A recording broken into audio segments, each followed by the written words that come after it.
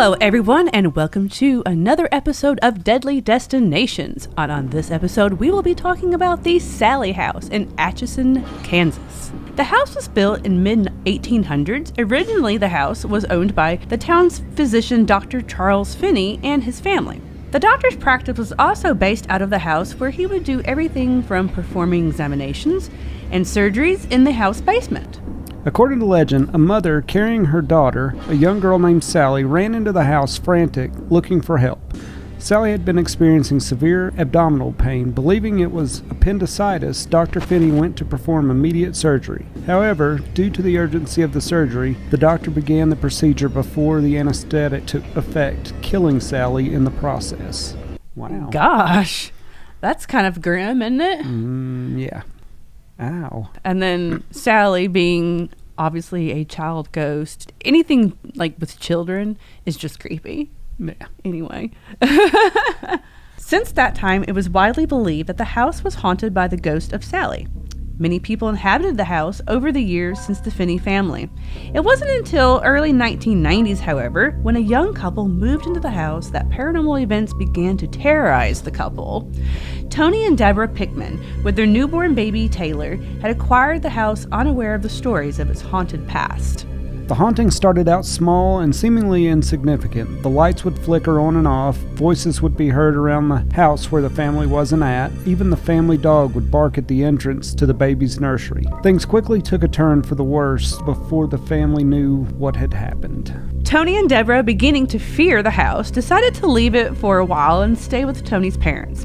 Upon leaving the house, Tony was scratched on his back. Upon lifting his shirt, there were 3 claw marks where he felt the pain. This kind of event would continue to happen to Tony throughout half their time living in the house. Now, you're going to continue to live in a house where you're getting clawed every day?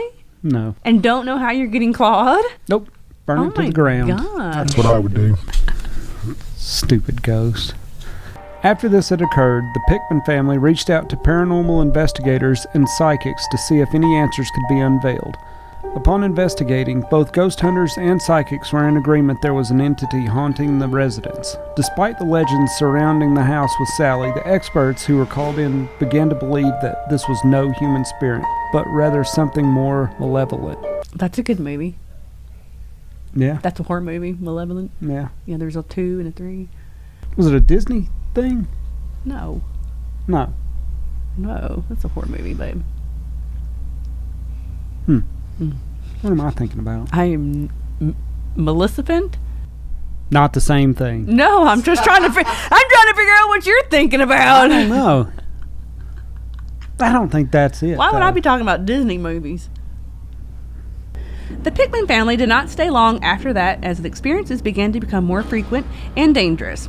Fires would randomly erupt around the house, objects, especially toys in the baby's nursery, would move on their own, and more physical injuries, like scratches and burns, were inflicted on Tony's body. Well, I'm not sure this guy has good sense. I mean, why would you stay? I don't know. I'm not sure. There's a movie called The Entity, where the Not Disney. No. Over the years, since those experiences, many paranormal researchers and psychics would investigate the house. In almost every investigation, unexplained things would happen, some even captured on camera and audio recording devices. Today, the house is a popular attraction for many people curious about its haunted nature. You can get a guided tour and even stay the night if you're brave enough. Whether the house is truly haunted by the ghost of Sallie or something more demonic, a visit to the Sallie house will keep the hairs on the back of your neck standing up. Ooh, and we need to do that. I've never been to, is there a lot to do in Kansas? So I guess let's just go to the Hatches, go there, the Sallie house, and visit Dorothy or go to the Sallie house. That's the only 2 things I know to do in Kansas. But why would you stay there if you know a ghost is going to scratch you on the back? That, I'm not sure. I mean, again, there's a lot of ghost stories. Why do people stay in the house? But they do. No. And stay there for a year, or 2 years, or 3, or whatever it is, or however long. Wouldn't take me that long. About 2 hours. About 2 hours. Be done with it.